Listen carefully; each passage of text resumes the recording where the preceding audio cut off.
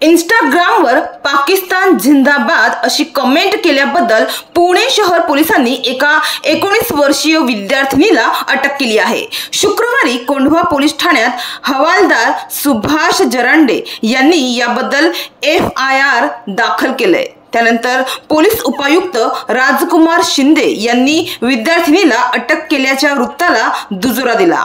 तसेच पुढील तपास सुरू असल्याचंही ते म्हणाले।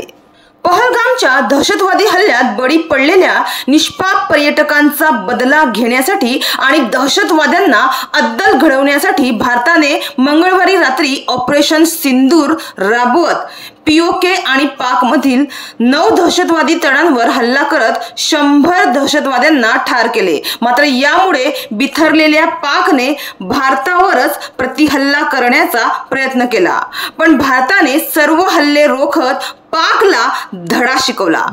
गेल्या काही दिवसांपासून भारत पाक मधील तणाव वाढला आहे।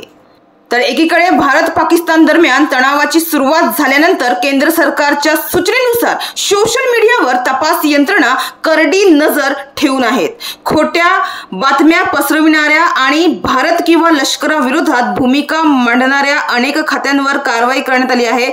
X वरील तब्बल 8000 खाती केंद्र सरकारच्या आदेशानंतर बंद करण्यात आली आहेत। मात्र याच दरम्यान सोशल मीडियावर एका तरुणीने पाकच्या समर्थनार्थ पोस्ट केल्याने खळबळ माजली आहे। पुणे येथील कोंढवा भागात राहणाऱ्या एका तरुणीने इंस्टाग्रामवर पाकिस्तान जिंदाबाद लिहिल्याचा आरोप असून त्या तरुणीला पुणे पोलिसांनी अटक केली आहे। मिळालेल्या माहितीनुसार ही तरुणी पुण्यातील एका कॉलेजमध्ये शिकते आणि कोंढवा येथील कौसर भाग परिसरात राहते। पोलीस कॉन्स्टेबल सुभाष जरांडे यांच्या तक्रारीवरून शुक्रवारी 9 मे रोजी ही कारवाई करण्यात आली। या प्रकरणी कोंढवा पोलीस ठाण्यात FIR नोंदवण्यात आला आहे आणि आरोपी मुलीला अटक करण्यात आली आहे। तर पुढील तपास देखील सुरू आहे, असे या प्रकरणाची पुष्टी करत पोलीस उपायुक्त राजकुमार शिंदे यांनी सांगितले।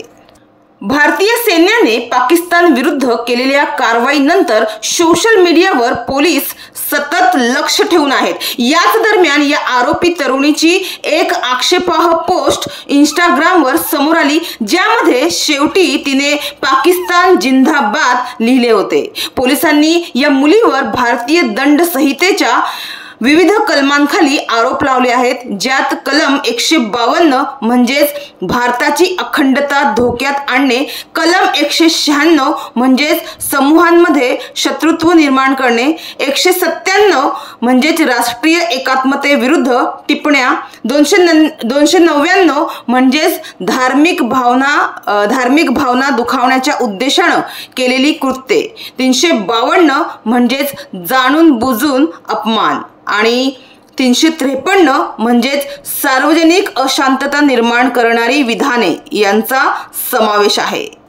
एकंदरीत या तरुणीला ताब्यात घेऊन तिच्यावर 2 धर्मांमध्ये तेढ निर्माण केल्याप्रकरणी तसेच भारताच्या सार्वभौमत्वाला किंवा एकतेला आणि अखंडतेला धोका निर्माण केल्याप्रकरणी तिला अटक करण्यात आली आहे।